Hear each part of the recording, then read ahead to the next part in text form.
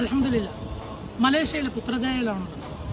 എൻ്റെ പിന്നിലാവട്ടെ മലേഷ്യയുടെ സിംബലായ പുത്ര മോസ്കാണ്.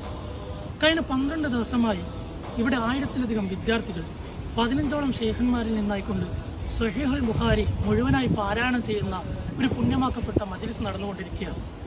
ഇതിന് നേതൃത്വം കൊടുക്കുന്നവട്ടെ മലേഷ്യൻ ഗവൺമെൻറ്റും മലേഷ്യൻ പ്രധാനമന്ത്രി ഡാത്തോ സേരി അൻവർ ഇബ്രാഹിമും കൂടിയാണ്.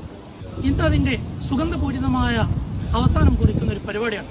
അതിന് നേതൃത്വം കൊടുക്കാൻ ഡാത്തോ സേരി അൻവർ ഇബ്രാഹിം ക്ഷണിച്ചതാവട്ടെ കഴിഞ്ഞ 6 പതിറ്റാണ്ടായിക്കൊണ്ട് നിത്യവും 1000-ലധികം വിദ്യാർത്ഥികൾക്ക് സ്വഹീഹുൽ ബുഖാരി ദർസ് നടത്തുകയും 10,000-ഓളം അധികം പണ്ഡിതന്മാരെ വാർത്തെടുക്കുകയും ചെയ്ത സുൽത്താനുൽ ഉലമ കാന്തപുരം ഉസ്താദിനെയാണ്.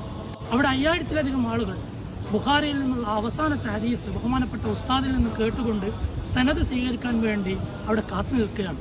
ഇത് തികച്ചും ലോകത്തെമ്പാടുമുള്ള സുന്നികൾക്ക് അഭിമാനം നൽകുന്ന ഒരു നിമിഷമാണെന്ന് പ്രിയപ്പെട്ട കൂട്ടുകാരെ